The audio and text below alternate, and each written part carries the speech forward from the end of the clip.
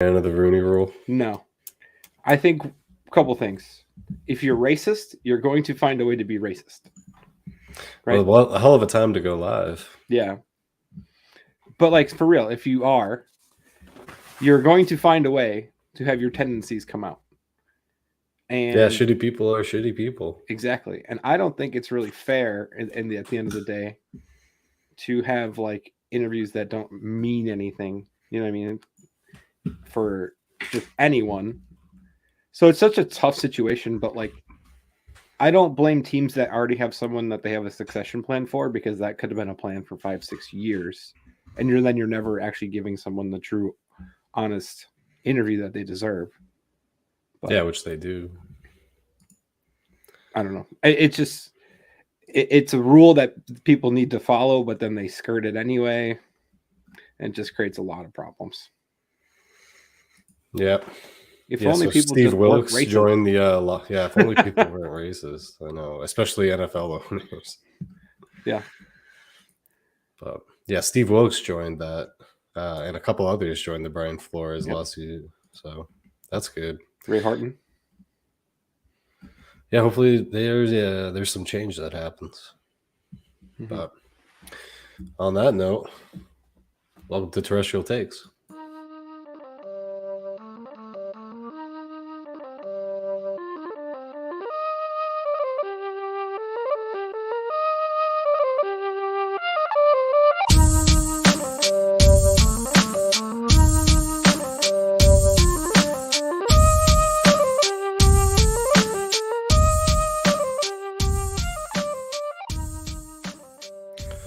So that's the Rooney Rule update.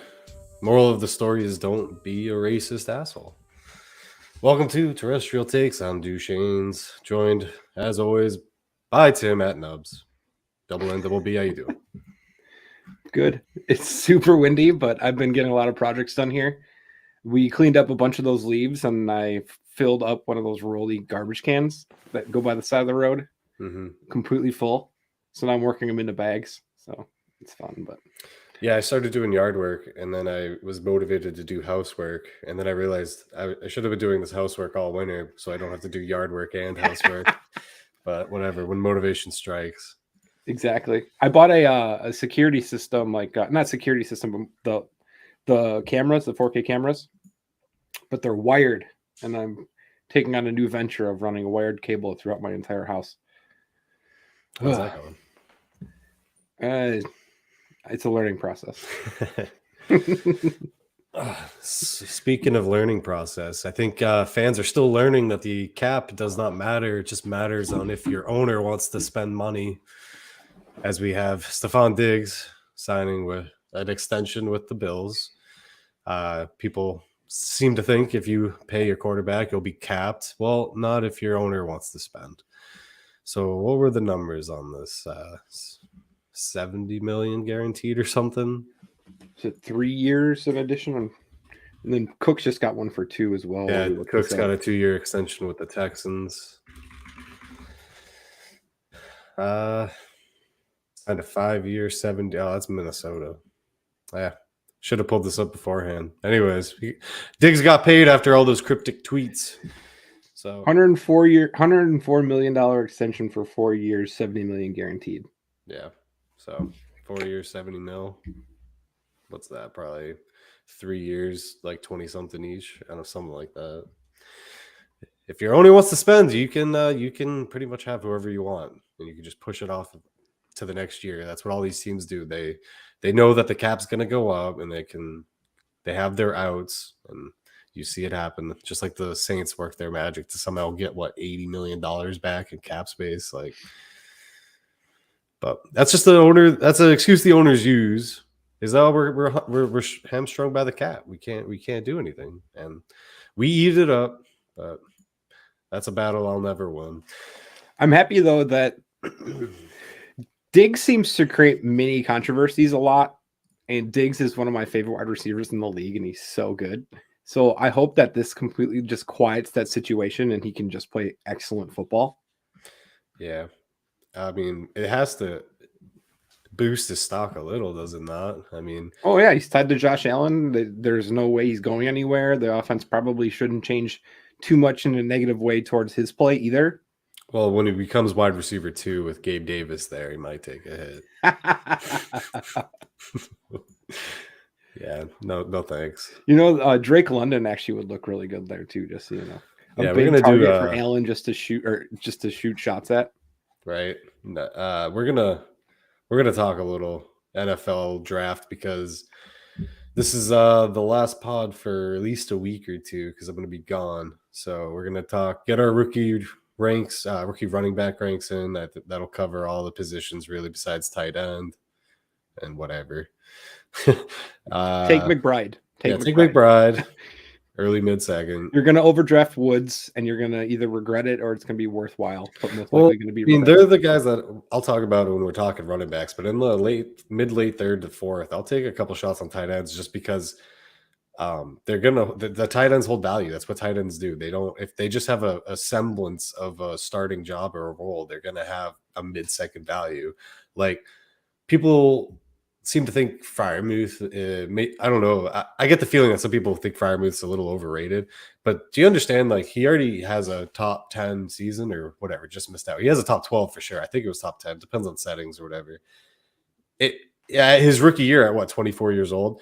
The dude's going to be worth at least a second for the next 5 years, no matter what. So he's just a ticket that you put in your pocket that will not depreciate. I think a key contributor to that is that he actually did produce early because a lot of times tight ends take 2 to 3 years, which they still, like you said, hold their value. But we're still talking about OJ Howard around this app. It's insanity. It's annoying because OJ Howard probably could have produced better in a different offense that they just didn't request him to block all the time. But he's such a good blocker, it hurts his fantasy production. But so OJ Howard doesn't suck. I don't think he does. I don't. I don't know what happened, how he had fell out of favor or whatever, but that it's weird because he produced really well early on and then it just went away. Yeah, I was trying to think of an Achilles pun here, but I don't know. I got nothing. I had a long day. So, is there any other real news to get to? I mean, 2 wide receivers got extensions.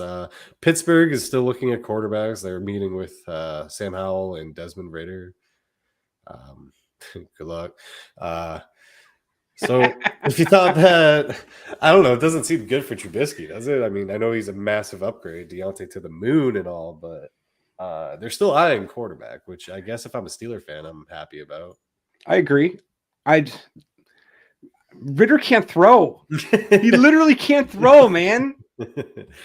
Somebody is going to fall in love with him and overdraft him. A lot of people are. There's a lot of. I feel like it's smoke, man. I feel like everybody's just saying Ridder because nobody actually wants him, but some sucker's gonna take him. We're not a Ridder show, so sorry, guys. He's picking up steam in rookie drafts too. It won't surprise me if he can run, but I won't be surprised when he can't pass. Yeah, I mean, you have to be able to throw to be able to run. You have to be able to get on the field as a quarterback. They're going to run some hybrid set where he lines up at fullback, but then just gets split out. Backward passes to him. He's going to be doing the Mariota into the lineman. Well, I know they got rid of that rule. All right, don't roast me too hard. All right, I don't know. We'll just get to the main event, talk some running backs. Let's do it. It's time for the main event.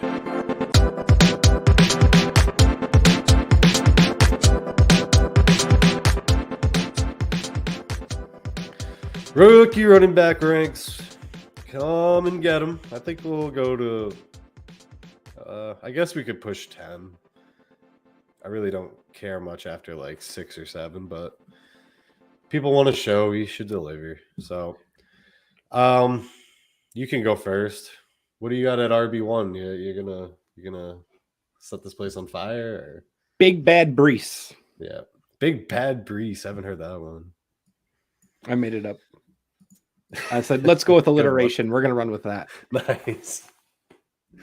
Yeah, there's not much to see here. Brees Hall, rookie RB1.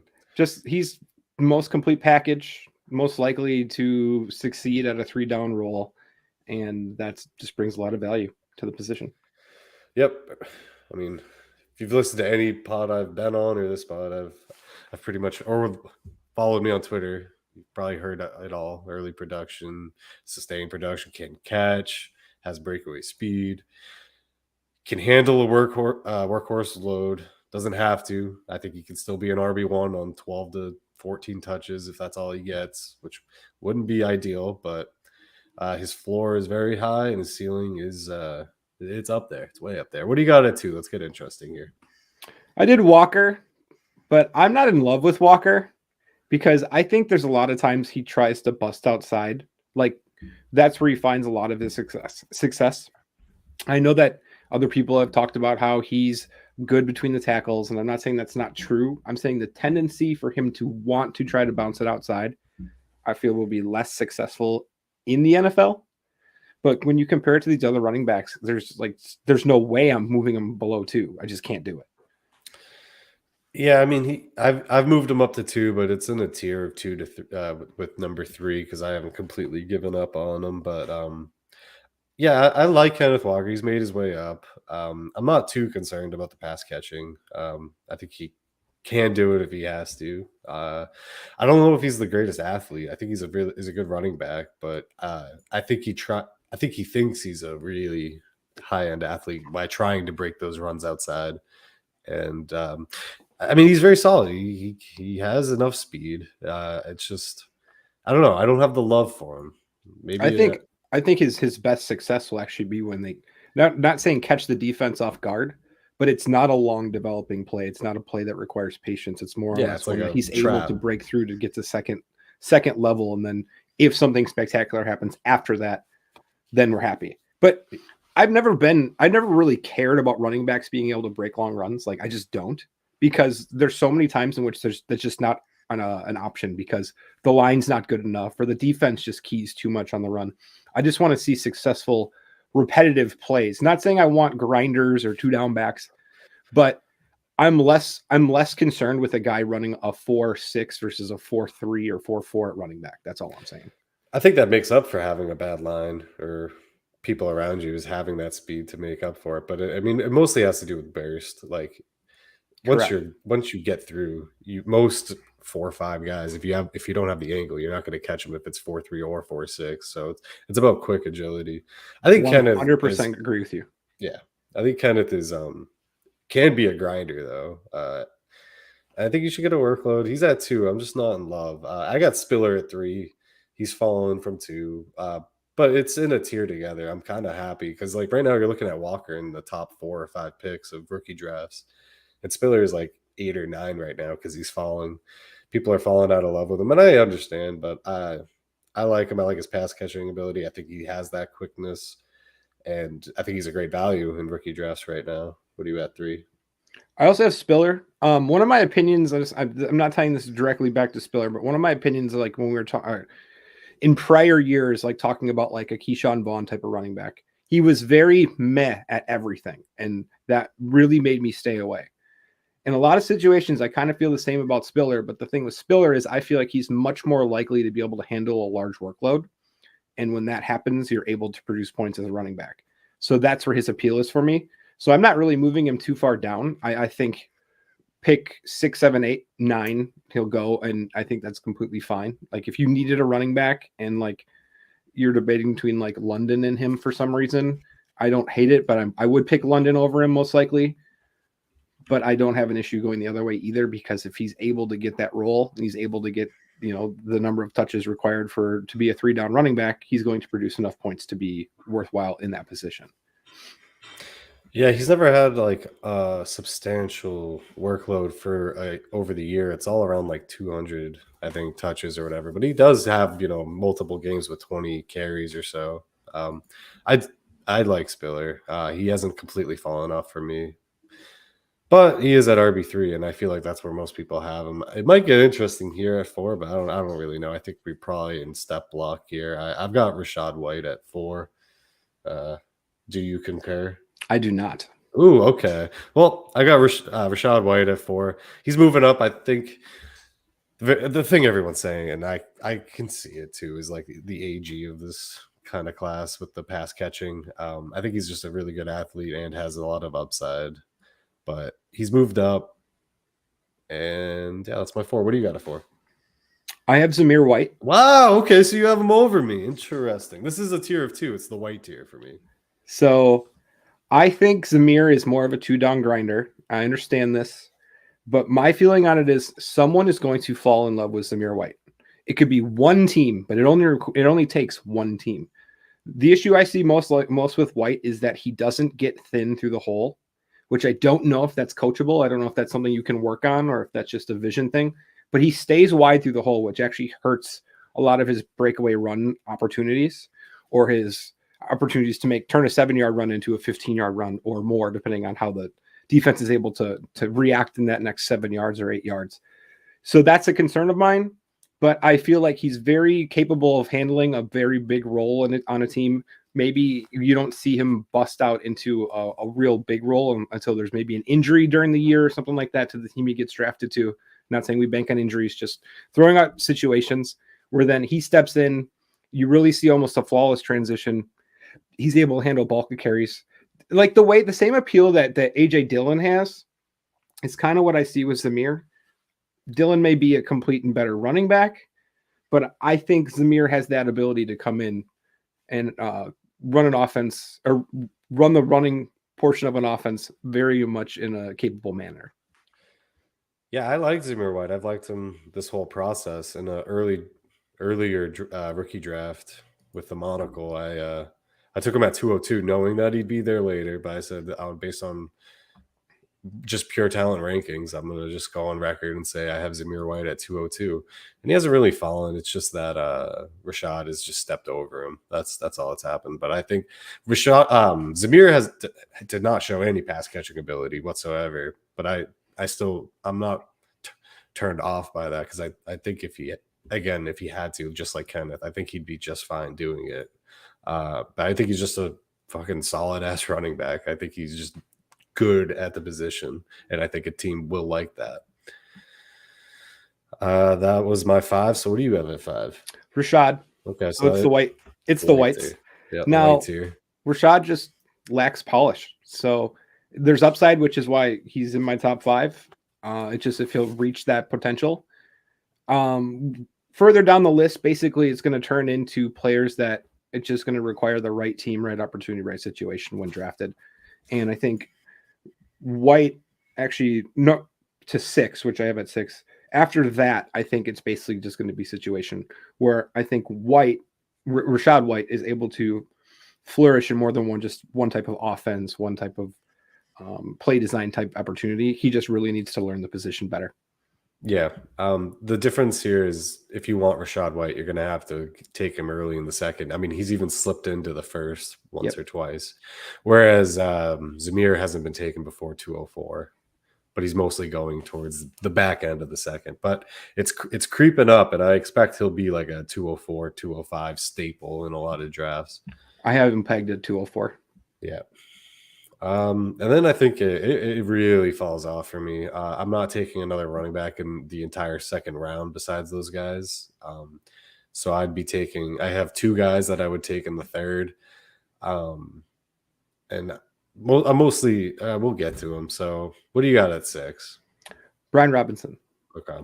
Brian Robinson to me is just, he's very solid. He's not going to make mistakes. He's going to be the one that soaks up a playbook. As you can kind of see there's certain ways in which he played at Alabama, which you don't do these things unless you're just very well versed in the playbook. One of those things that he did really well was actually leak out on broken plays to create a target for his quarterback in dump off settings, just even towards the sideline, which is really intelligent of a running back, because a lot of them will just get lost in pass protection or no understanding the timing or whatever of even the drop back to get out of the backfield. And he doesn't have that issue. I never want him running side to side. I always want him running north-south, because laterally it's not there, and I don't want guys running him down from the side. But if he's a nice little, he gets 15, 20 receptions, if maybe that based on just him being able to find open space and understand the progression of the offense or the play, that's good. So after Robinson, I have a massive tier break, and it's just going to be leaned much more towards landing spot. So I have my tiers are Brees in the first tier, Kenneth and Spiller in their own tier, then the two whites in their tier, and then I have another tier of two here that I'm looking at early third. And my 6 is Jerome Ford, previously Alabama running back.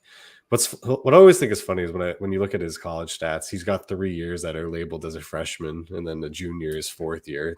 It's pretty funny.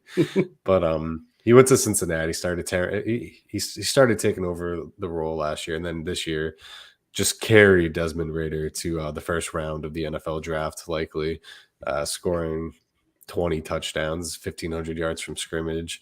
He could catch. I think he's a decent runner. He's just a guy that I'm willing to take a chance in the early third on, because he's a guy that, I mean, he could be Trey Sermon, but he could also, not be.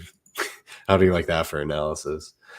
And then at 7 in the same tier is Brian Robinson. I'm fine with either of these guys. I'm usually sitting in the early third, like 303, and both of them are available. And I'm kind of going back and forth, getting a couple flavors, seeing which one I like. But I have Ford ahead at this moment. I have Ford at 7. He's actually, in my opinion, between him and Robinson, the higher upside. But I think his floor is through the fucking dirt. So he could be terrible, but I also think he could have almost like a Doug Martin type of season when Doug Martin had his successful seasons on like the off years, like every other year. I could see that. But I also could see that he becomes an RB4 on a team and never sees the field.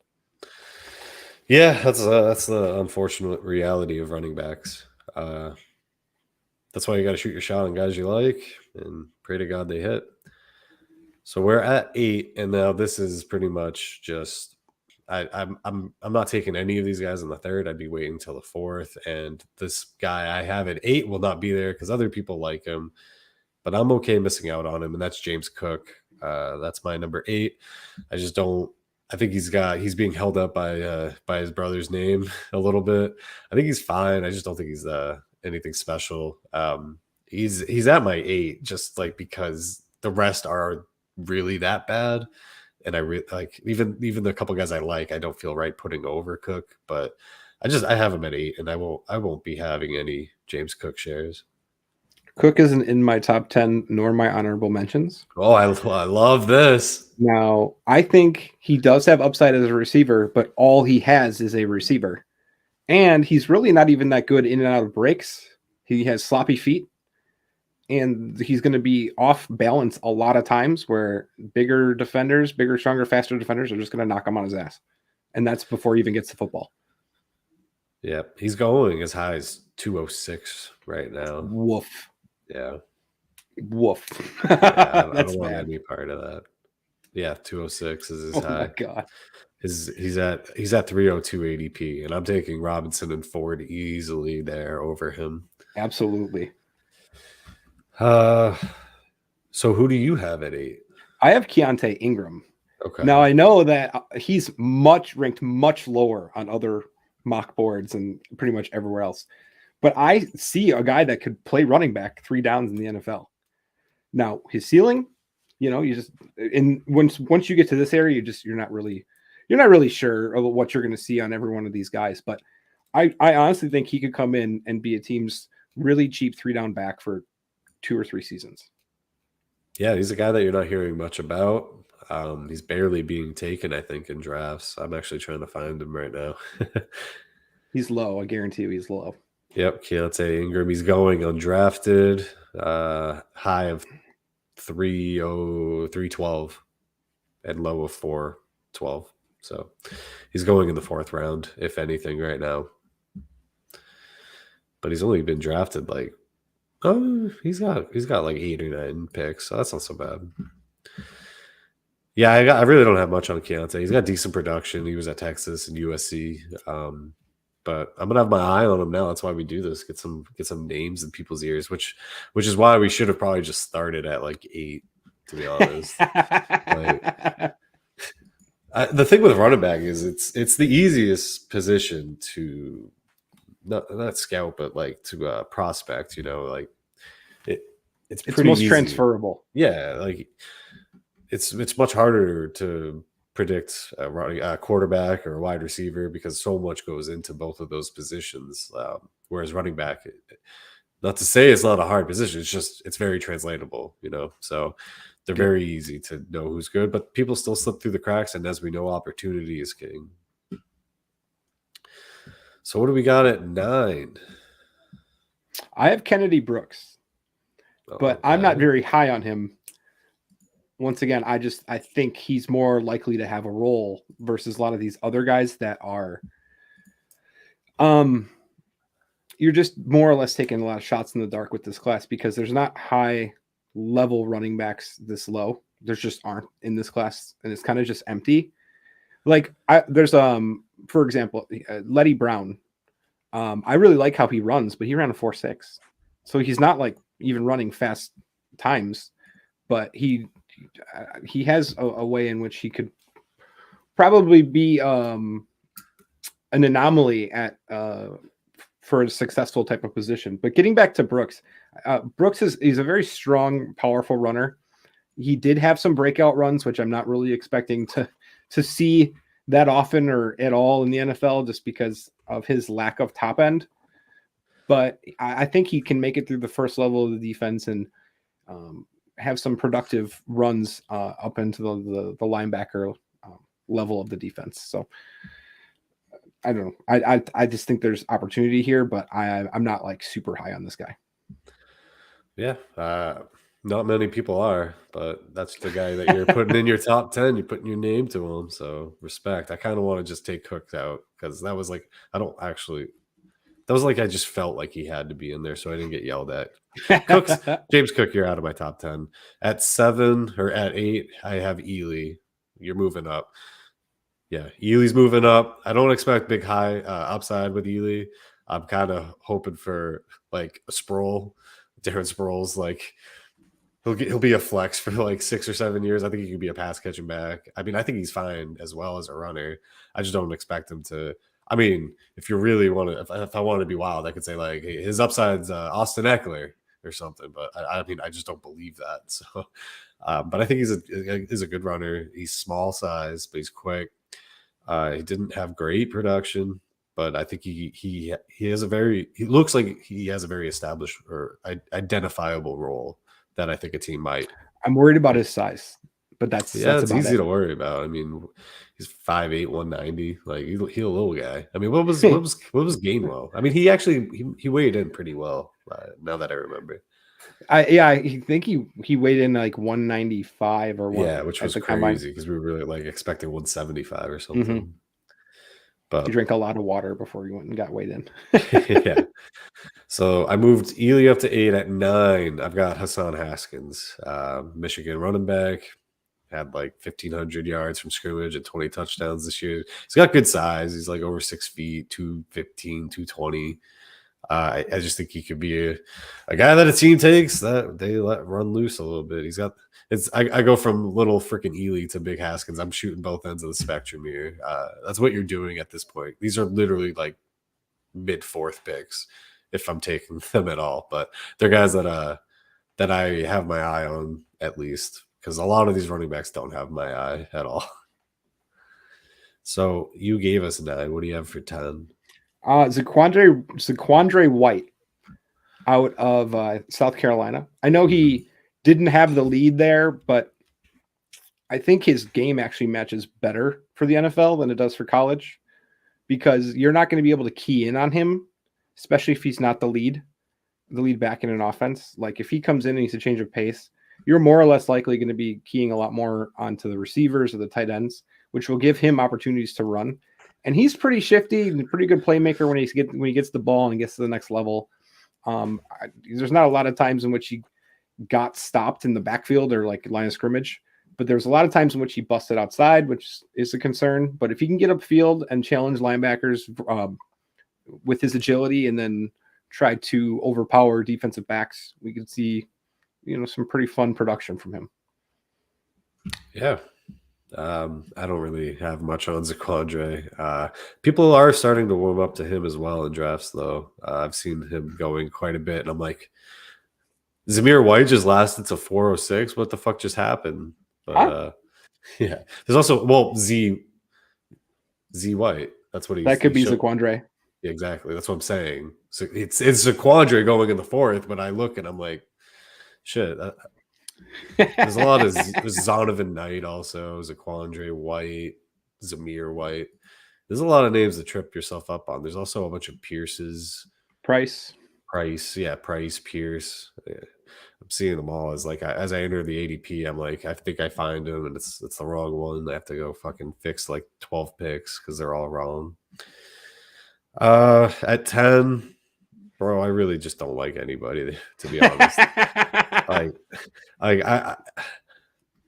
I'm too lazy to look at the other guys that are going here, like Zonovan Knight or Ebner, Ty Chandler, Aljair. So I'll just take a guy like, I don't even think he's gonna get fucking drafted, but I don't care. CJ Verdell, baby, that's my boy. No, Yeah, no, he's so bad. Oh my god, he's so good. What are you talking about? No, he's not. He's not good, but he's not good with a torn ACL. But when fully healthy, CJ's he's a dude. Oh no, your fandom is showing. Oh yeah, no, absolutely. This is a homer pick and a half. I'm picking him up off of for 0 fab after the draft. Hell yeah, you are. Yeah. I mean, I don't want any of these running backs since you're McCormick. Like, I'm just gonna take shots on wide receivers and like tight ends here, like Dolchich and Kolar. Like, I like Dolchich a lot. I just wanted two honorable mentions: Algier and Beatty. I don't think Beatty's that great, like at all. I don't think he did anything that proved he was the running back. Like he was the reason the running Missouri had running success whatsoever. But there could be a situation in which he gets good blocking and he's able to read those blocks. He's able to find success either near the goal line or some, breakaway runs, whatever.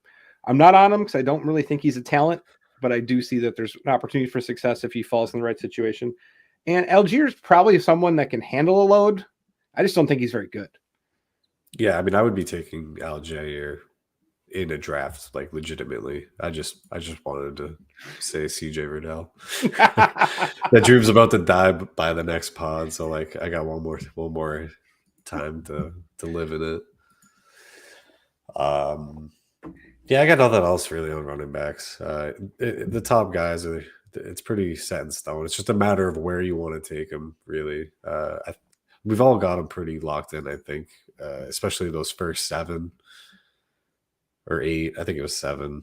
Those really are consistently going the same. And I know people, my whole brand is to fading Twitter and stuff. But like I said, running back is a very predictable position. So it's not that hard. It's not wild to be that off, like to go crazy against consensus. You don't have to feel bad about being chalk with running back. And a couple ideas that I'm kind of developing through this offseason are, one, I'm not going to be worried too much about when it comes to like priority free agents this year, that they're priority free agents and not talking about like, oh, they didn't get the draft capital, because we're looking at a draft class that has basically a third more players than most draft classes that we would normally see. So there are going to be players that do get undrafted or go undrafted. So that's not something I'm going to be like taking guys off my list if they go undrafted. They are going to be, penalized, but there's going to just be that, because there's a finite number of picks and there's nearly an infinite number of players compared to picks. It's just going to happen. As well as after the draft hits, basically after the top 6 or 7, the list is going to completely flip over or change just based on the teams that they go to. Mm-hmm. And your pools are probably going to get less deep when it comes to this position, just because there'll be guys you're just not going to want to touch whatsoever. I don't want to touch many of them. So I want to talk a little draft, because we're probably only going to have one pod before the draft after this. So I'm looking at some lines here because I see some. We killed it on the draft betting last year. I think we hit like 7-1. We hit like everything. A lot of them I got in early on though, because the lines were like broken, and we saw it coming from a mile away. Like Jamar Chase first wide receiver Jamar Chase drafted in the top 10. Pitts first offensive player, or no, it was like top 5 Pitts. What threw me off too is that Pitt said he didn't even think Atlanta was going to draft him. Yeah, I thought it was going to be Cincinnati after them, but the bet still hit. So whatever, baby. So the first line I'm looking at actually is first wide receiver off the board. Who do you think the first wide receiver drafted is? Wilson. So I think it's Wilson too, but both Wilson and London are sitting at plus 125 even. Like they're even odds, but they're both plus money. That's something that I would hop on. I mean, I would just take both at that point. Like, why not? I mean, unless you get a Jameson Williams Ruggs situation. But that wouldn't make sense because Jameson's good. That would be more like I don't know, Watson. Yeah, Christian Watson. I don't know. I wouldn't. I don't think Jameson. The thing with Jameson is that he's too much of a specialist. Not saying he can't do other things. He might be perceived as that, but I don't think he's. No, I'm saying more or less in comparison to the other receivers. Like a lot of people see Wilson as like an opportunity to be the next Diggs. Like you're gonna take that over someone that's more or less perceived as like the speed guy in the draft. You would think, but then when do the Raiders pick? All right, Drake London, over or under 10.5 pick? Oh, I got to go over. I don't think he's the top 10. I agree. Like, and it's even at minus 115 for both. There are going to be teams that traded for quarterback. There's good offensive linemen. There's good pass rushers. There's no way he goes top 10. I don't think so either. I think that's a wild line. I would have it at like 14.5. Yeah, I don't know who has it, but I would be thinking 16 as like the number is like his peak. And I don't even know who has 16. All right, Garrett, same odds. Garrett Wilson, 10.5. Oh, under. Yeah, under. He'll be a top 10 pick. Yeah. See, I feel like the draft has like crazy value that you can feel good about betting too. But it also makes me not worry, but like it makes me change my opinion. Basically, Aiden Hutchinson is sitting at minus 280 for the number 1 pick, and Thibodeau is sitting at plus 2,000, which is just crazy to me. You want to go in on that? I mean, I'm gonna go in. They're just too good. That line is just too good not to take a shot at it. And he's the best player in the draft, so but I guess Vegas probably knows better than Duchesne's. Probably. Let me know what you want to do, and I'll buy half. All right. I mean, I'll throw $50 on that. All right. 50, $100 one's 2,000, 50 each. Let's do it. We 10 times our money. If only we like hit the Packers 1,000 each, beating the 49ers, we would have made 1,000 Bro, each too. That was fucked. Fuck the Packers. That was awful. That was so bad. Awful. Like I felt so good about that. We hit the hard ones. Like so another line with Thibodeau. By the way, I just looked. 16 is the Saints. 16 I wanted to know. It was driving me nuts. That could be when I was talking about London. But there's probably gonna be more trades. What were you saying though? Thibodeau, over or under 5.5? Under. Yeah, it's plus 100 for under 5.5. I'm gonna have to take a ride to New Hampshire like tomorrow before these odds change because it's just crazy. And then if we should just go fucking all cave on Thibodeau, go in on Tibbs. We should do like Thibodeau first overall at plus 2,000, under 5.5 at plus 100, and Aiden Hutchinson over 1.5 at plus 225. Wait, yes. Yeah, like if he doesn't go first, it's plus 225. Yeah. It's just I have to. I can't believe how much of a favorite he's become to go first overall. I don't know. That's just wild to me, man. Did you know though? I was watching something a couple days ago that he and his dad were the same number at Michigan, and he surpassed his dad for the sack record. Oh, that's adorable. I was unaware of this, and it was the Michigan all-time sack record. He actually surpassed his dad. Nice. Yeah. I think we should also get in on Wilson and London. I'm down to get in on all of these. Wilson first, Wilson under 10.5, Drake London over 10.5. Okay, we'll call it the betting. Well, it will be a new mutual fund. Yeah, there we go. These are all our performing funds. First RB selected, Brees Hall minus 250. I wouldn't touch this, to be honest. I wouldn't. Nope. And I know it's laughable, but like I don't know if I think I must have had a dream like a month ago. But Isaiah Spiller pulling a CEH and being the first RB drafted, and it's at plus 650. The odd is it's not good enough for me to really want to take if it was like 850 maybe. But I mean, I could throw like $10 at that and fucking laugh hysterically if he gets first. And that is an important wrinkle to pay attention to, is that we can have our echo chambers as much as we want about fantasy, but that doesn't mean that they're going to get picked in the same order for the NFL. And it doesn't mean you should change your order when they do. Like if Brees Hall, yeah, yes, garbage quarterback. He's such a weapon. What if he goes to the 49ers? Oh my god! They trade Lance. Do you want to do your team thing again? They'll have 2 first-round quarterbacks.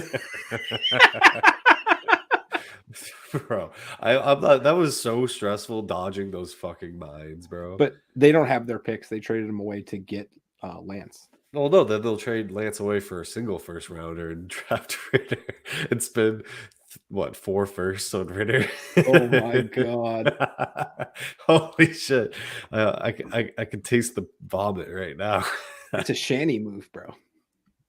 It's so fucking mysterious, dude. You just never know with that guy. I don't really see maybe San Francisco takes Brees Hall and they take Isaiah Spiller. I don't know, Yeah, and then they still trot out. They go with Sermon as their lead back. Trade for Mostert. Yeah.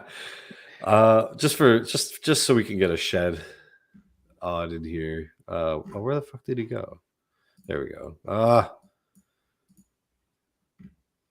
I was looking for Jordan Davis.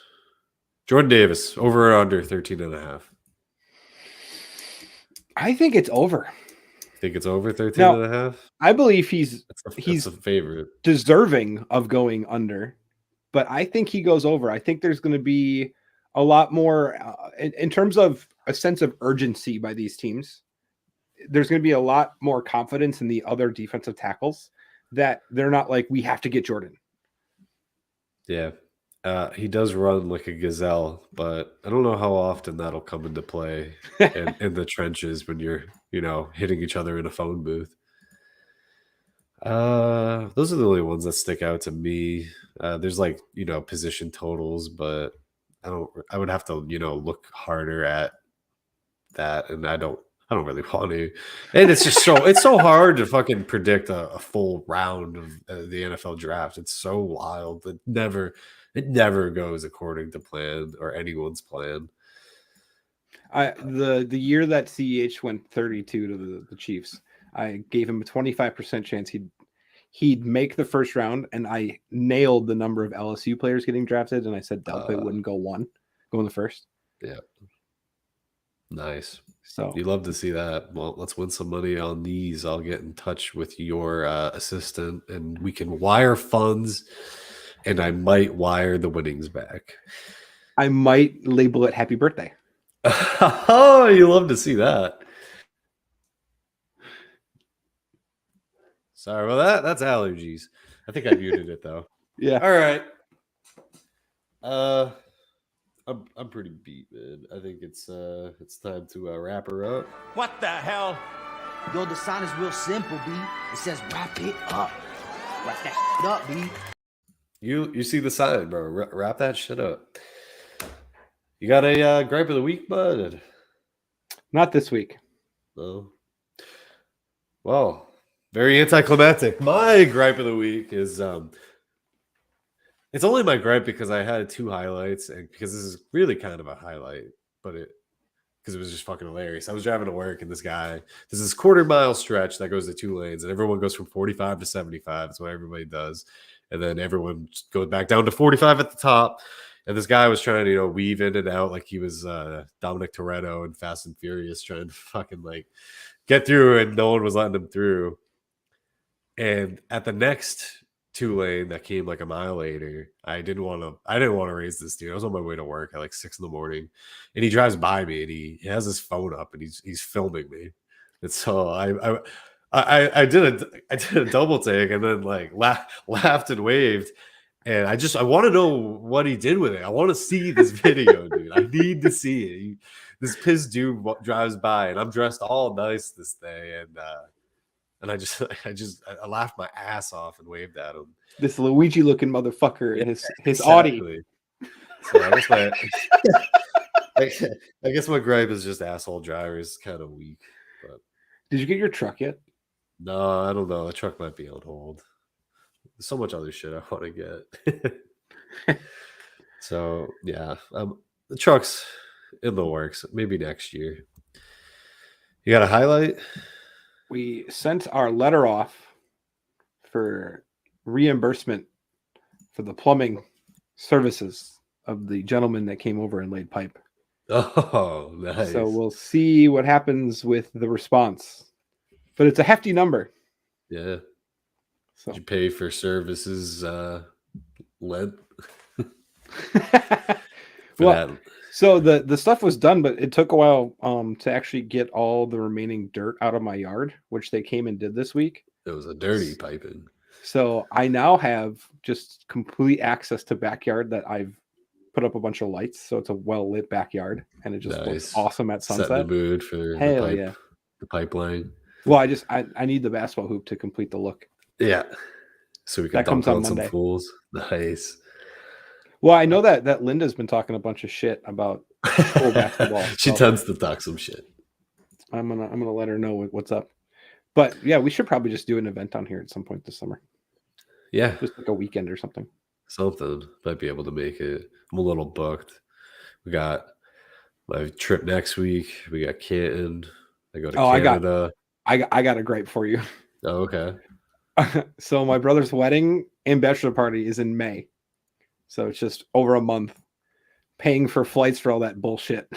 Oh, Oh my God. That's the gripe. Okay. I'm I paying thought like it was two- on the same weekend. I'm paying like $2,000 to go see this motherfucker twice. Woof. Yeah. I don't love you that much, bro.